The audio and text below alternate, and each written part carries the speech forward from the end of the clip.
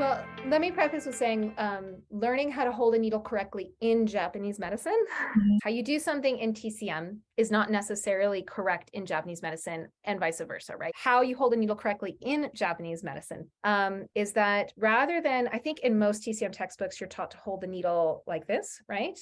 Rather than holding it that way, you hold it like this. So the needle becomes an extension of the index finger rather than cut off. Let's say you're in the shower and the water is running down your head and along your arms. And if you're sitting in this nice Qigong stance with the needle as an extension, right, the water should and will run down your arm, down the index finger, and then will, for the most part, come down the pen, right? Mhm. But when you hold the needle this way, what's going Oh. to end up happening with that same water is it's going to come down the arm, right? And then Mhm. a lot of the water is going to end up spraying this way, and some of the water will end up trickling down the needle. It won't cascade the same way. Ki rides on the back of the blood. Blood is 70% water. So it just makes sense that Ki would work in a similar fashion to water. It would flow in a similar way. So that's kind of, the back end reasoning to why you would hold your needle this way Mhm. rather than this way. It gives you more connection with your own Ki and with the patient's Ki in order to make that true connection with the energy. Mhm. Okay. Hi, everyone. This is Bora from Boncho Friends. Today we have a guest speaker, Maya Suzuki. She's the founder of ShinKyu University in Colorado. Thank you so much for joining our interview and welcome. Yeah, thank you so much for having me. It's a pleasure. Thank you. So Maya, can you please introduce yourself to everyone? Sure. So my name is Maya Suzuki, and I am an acupuncturist that is trained in both, trained and licensed in Japan and in the United States, in particular in Colorado. Yeah, and I also train acupuncturists worldwide in order to help fill their gap between TCM and Japanese medicine, which it's a pretty big gap. So that's kind of where I fill my role. And can you please tell us what made you want to become an acupuncturist? Yeah. Do you want the short version or the long version? Oh, we want the long version. Okay. So when I was a kid, I was born cross-eyed and I had a lot of surgeries on my eyes to help correct my vision cosmetically. None of them worked. I had like eye patches and big, thick eyeglasses, like I had the whole thing. And I don't know if it was because of that, that alongside that, I had really, really horrible migraines as a kid. And it was the only time that my medicine loving mom would actually not give me medicine. And instead she did acupressure massage on me on LI4 to get rid of the migraines. And it was always just so surprising to me that it worked and that it wasn't medicine. And so one day I went into our crawl space and I found my mom's acupressure massage book and I stole it. She wasn't using it though, like it was in the crawl space. And then I just studied. To this day, I've never read the book.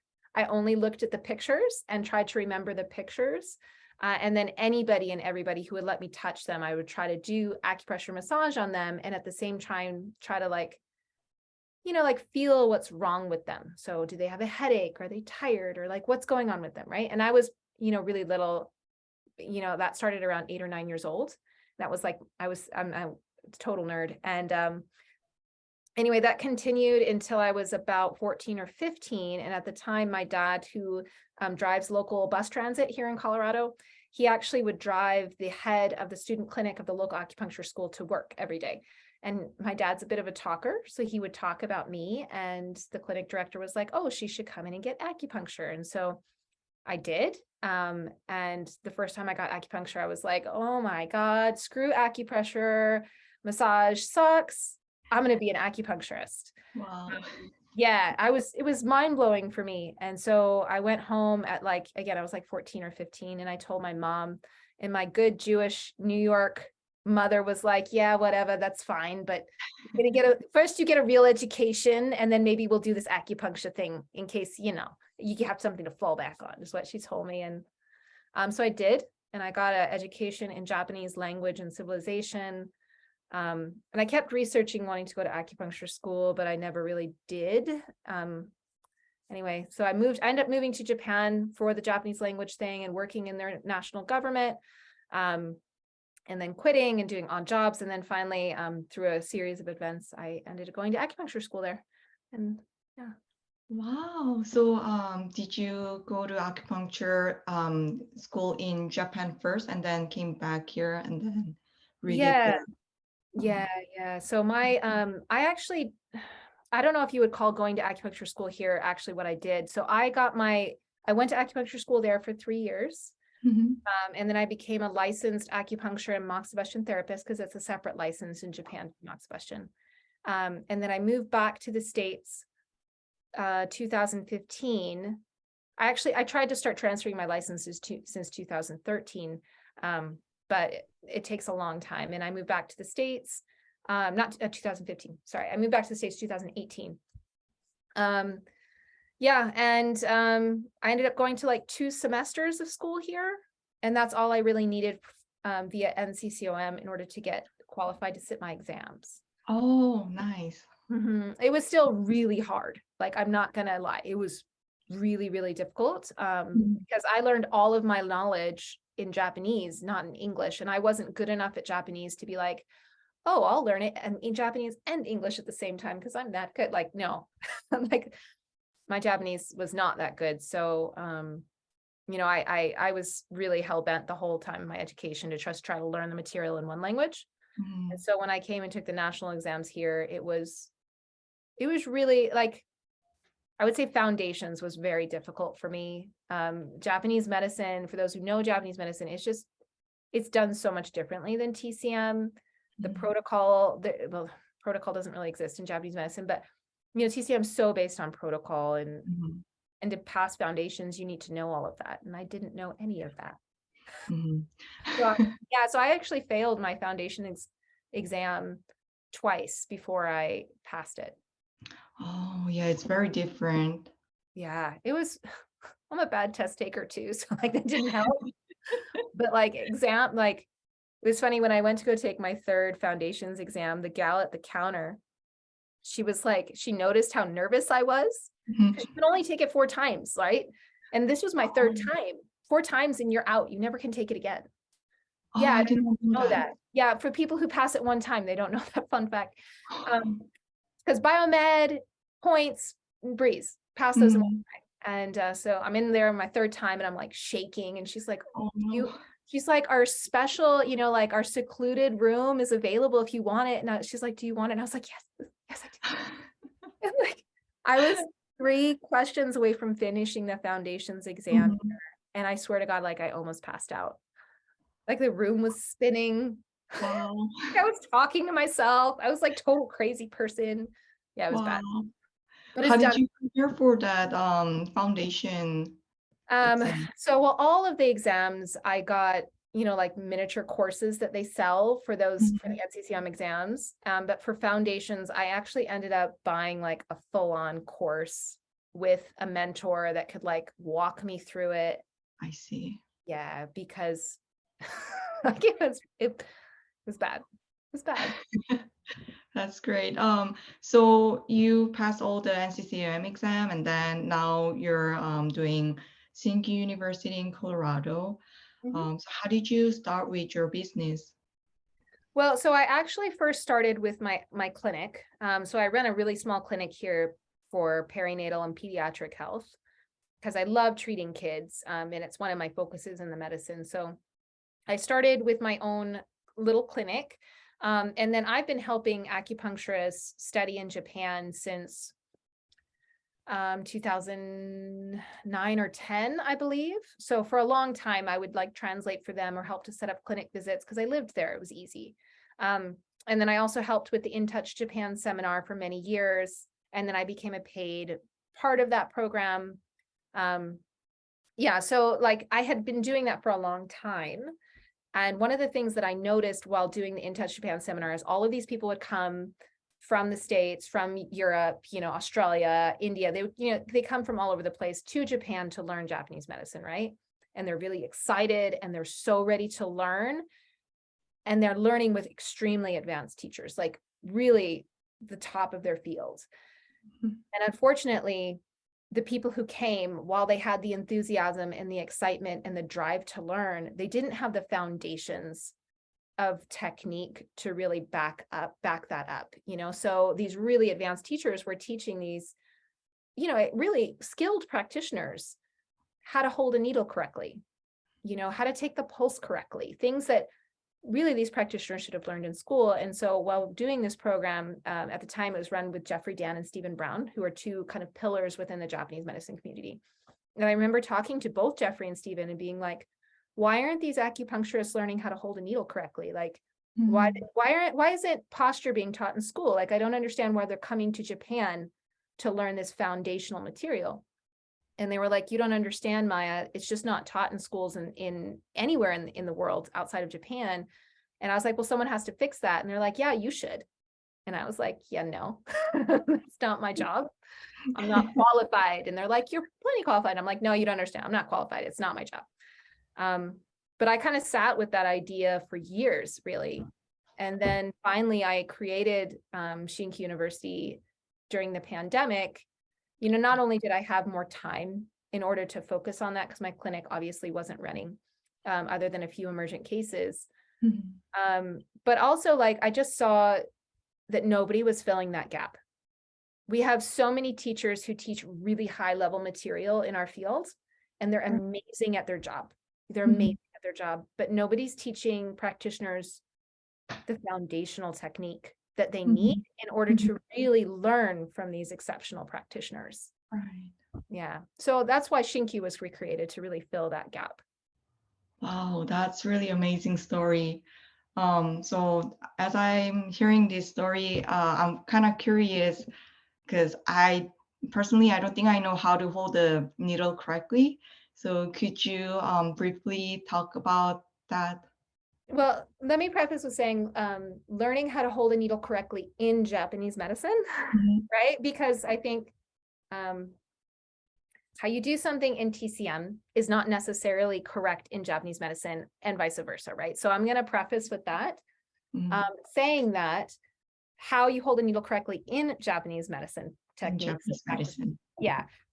is that rather than, I think in most TCM textbooks, you're taught to hold the needle like this, right? So rather than holding it that way, you hold it like this. So the needle becomes an extension of the index finger rather than cut off. And if you can think of it, if you're let's say you're in the shower and the water is running down your head and along your arms. And if you're sitting in this nice Qigong stance with the needle as an extension, right? The water should and will run down your arm, down the index finger, and then will, for the most part, come down the pen, right? But when you hold the needle this way, what's going to end up happening with that same water is it's going to come down the arm, right? And then a lot of the water is going to end up spraying this way, and some of the water will end up trickling down the needle. It won't cascade the same way. And so I like to use water as an example because it's very visual, but Qi rides on the back of the blood. Blood is 70% water. So it just makes sense that Qi would work in a similar fashion to water. It would flow in a similar way, despite us not being able to see it. So that's kind of, the back end reasoning to why you would hold your needle this way rather than this way. It gives you more connection with your own Qi and with the patient's Qi in order to make that true connection with the energy. Yeah. Wow. Thank you for sharing that. That's really great. That's really interesting. Yeah, it's not mine. I can only teach what I've been taught. So yeah. That's great. So do you have any specific advice for those who are in acupuncture field right now, and then those who are trying to build their practice or do a business in acupuncture field? Yeah, I would say my biggest piece of advice for anybody who is either in acupuncture school, graduating and starting to build a practice, or already has a practice and are struggling with building that practice, the best thing that you can do for your mental well-being, your financial peace, and for your client's health is to get a mentor. And that mentor can be myself, that mentor could be somebody else, but you need a teacher that you can consistently go to and ask questions, get answers in real time, and not just over email. Like that mentor needs to be there to look at your technique, to make sure you're understanding the client correctly, that, all of those things. And on top of that, I would say the second most important thing is to really keep your overhead low. I think a lot of practitioners kind of have these big dreams of big clinics, and they start a big clinic so early in their career, and they end up having a lot of overhead, and that can be really suffocating to your practice. And or they start a practice and they start off, they're like, I'm going to treat 50 people a week, and they end up getting really burnt out really quickly. And I think that's why, I don't know, did you know, Bora, that we have a 70% attrition rate in our field? So in 10 years, Mm-hmm. in 10 years, and this is true of Japan and the US, in 10 years, those who go to acupuncture school, in 10 years, 70% of them will no longer be in our field. That's high, right? That is high. It's really high. Mm-hmm. And there's a lot of reasons for that. One of them is that we don't have an internship program post acupuncture school. You're just kind of like kicked out into the wilds and like, go learn, go do what you do. And it's like, yeah. Well, what happens when you have a hard case, or when you Mm-hmm. have questions, or you lose your first client? And we're all going to lose clients, man. It's going to happen, or what happens when you have to make a really hard business decision? Like, who do you talk to about that, Mm-hmm. And running your own business is, of course, very difficult. So I would say biggest thing, get a mentor. And second biggest thing, just keep your overhead low. Start simply, one client at a time, and then build your practice from there as you're comfortable. It's important to stay relaxed and comfortable, I think. Mm-hmm. I think that's a really great advice for everyone. Yeah, getting a good mentor. And I think you're in a position where you can mentor students or other practitioners. So thank you for that. Of course. Yeah. Yeah. And do you have any advice for those who are attending to acupuncture school right now for acupuncture students? Wow. For acupuncture students, I would Any say, life lessons, like general advice? I mean, I didn't go to TCM acupuncture school, like here in the US, but from what I can tell from just teaching in one and talking to the students, and you can tell me if you agree, it's the acupuncture education in this country, and really in all countries around the world outside of Japan, I would say is very cerebral. Would you agree with that? Cerebral, or you mean? Meaning, like, we think about the medicine. Mm-hmm. We don't really do the medicine as much. Like, it's always like, okay, well, we're going to diagnose the client and their, I don't know, liver qi stagnation or liver qi rising is super common, right, in TCM. Mm-hmm. And therefore, the textbook tells us we're going to do points A, B, C, D, and E, right? And so we're going to do these points. And because I learned E-stem recently, I'm going to do E-stem on this. It becomes very much something like treatment becomes something you do in your head rather than something you do with your hands on the client, right? There's like this disconnect. Like a good example of that is recently I was teaching, because I teach kind of part-time as an adjunct professor at the school downtown. And I was teaching the advanced acupuncture review class. It's like 1 3-hour class. That's all I get for review. And I was talking to the students. I was like, well, what is a dispersive needling technique?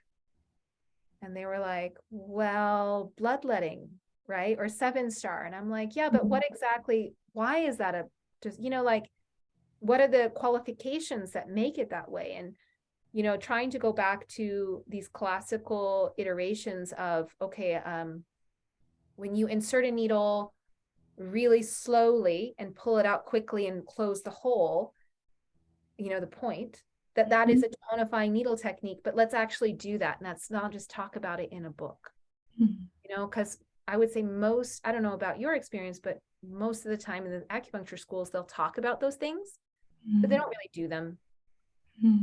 I don't know. Did your school have you actually practice those techniques? As I was doing my internship in school clinic, we had a professor who taught us that, and some professor they didn't. So I was practicing under professor that who was doing that. So I did, yeah. So, You're but pretty lucky. not everyone did it. Yeah, I think you're really lucky to have that teacher. Yeah. Yeah. I would say like, so okay, so advice. Yeah, that was your question, and I avoided it. My advice would be to take the medicine out of your head and put it into your hands. Whatever you read in the book, try to actually do it. And if you're unsure of how to do it, ask your teachers. And if they don't know how to do it, then go to someone who does. And so really in the end, it's the same advice. Get a mentor who can actually teach you how to do this medicine and not just talk to you about it. Right. Yeah, I think that's That's really great. important. Yeah, I think that's really important and great advice. Yeah. Mm-hmm. So one last question for you. Can you please tell us about your program at ShinKyu University? Yeah, sure. So, I mean, I kind of already told you why I created it. And you, by now, like my philosophy is like, I think everyone should have a mentor. I have a mentor. I don't know about you, Bora, but it sounds like from the little discussion that we had before we got on the recording, like your dad's a acupuncturist, right? Mhm. So Mhm. I would assume that your dad is there when you have questions about treatment and all that Yes, he's stuff, there right? for me. Yes. Right. Yeah. So, I mean, that's where the idea came from. And that's what I really find important. So when I created ShinKyu University, I made sure that those things were at the forefront. So ShinKyu University is a platform, not only online, but in person, and it's created in 3 different phases. So the first phase is all pre-recorded content, and I make it pre-recorded not because I don't want to lecture that content, but I think there are things that are better learned on repeat. Like there's just some things that you have to learn over and over and over again. You have to be able to see them.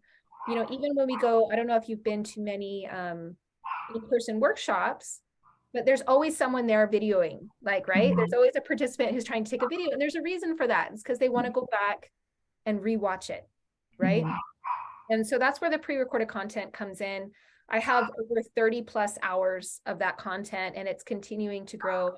Everything from foundational theory of Japanese medicine, in particular with a sway towards Yashinomichi, which is my particular style that I practice. But overviewing the meridians as more of highways of the body and less as specific lines. Mhm.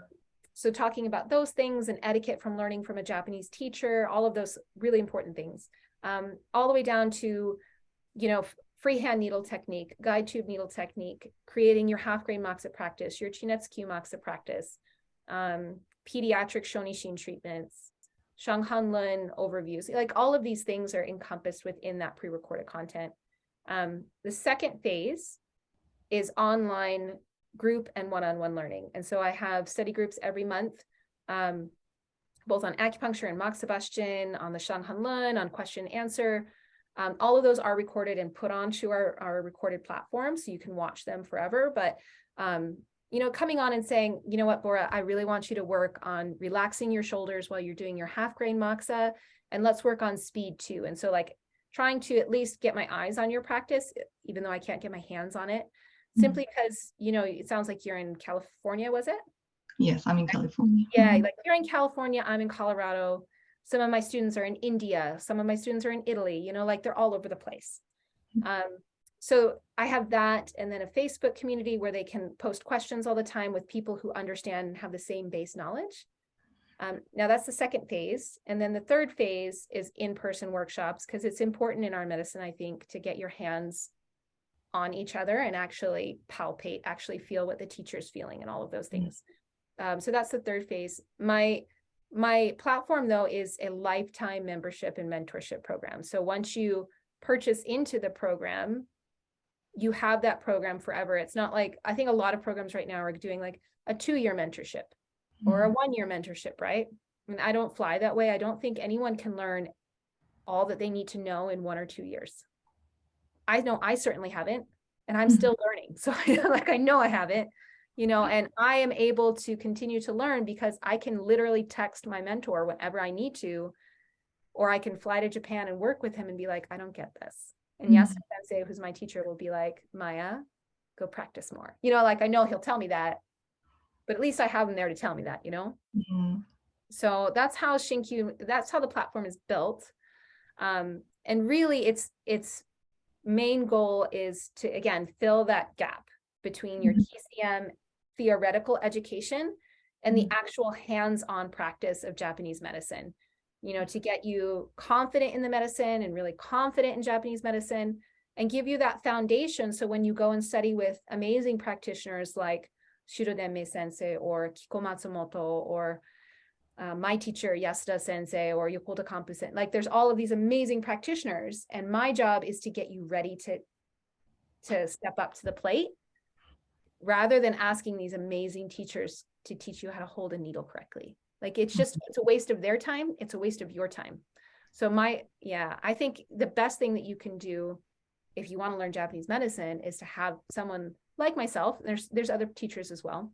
But someone like myself who can be there with you every month and be like, you know what, Bora, let's take a step back, or let's talk about this, or let's look at your acupuncture technique. Like, fill that gap. So that way, like, I go to Japan once a year and bring practitioners over there. When we go next November with all the students, you can go and learn from really great teachers and be like, oh, I already know what they're doing with their hand. They're doing a nenshin technique. It's dispersive. Now let's actually look how they're applying it. Why are they applying it with this patient? It just gives you so much more ability to see. Mhm. Wow, that's very intense program and very helpful as I'm hearing it. I think it's going to be very helpful for students who really wants to learn more about Japanese medicine and the technique. Um, People who are lacking in the practice, Yeah, I hope techniques. that's the goal. Nice. Yeah, Mhm. that's the goal. Very nice. Thank you. Wow. So that was our last question we had. Thank you so much for sharing your story. Of course. Thank you for having me. I really appreciate it. And if anyone who's interested in Japanese medicine and who wants to learn from Maya, we'll leave her information in the comments so you can reach out to her. And thank you everyone for watching. If you like the content, please subscribe and like this video. And if you have any questions or comments, please comment down below. All right, thank you. Thank you, Maya. Of course. Thank you. Bye-bye.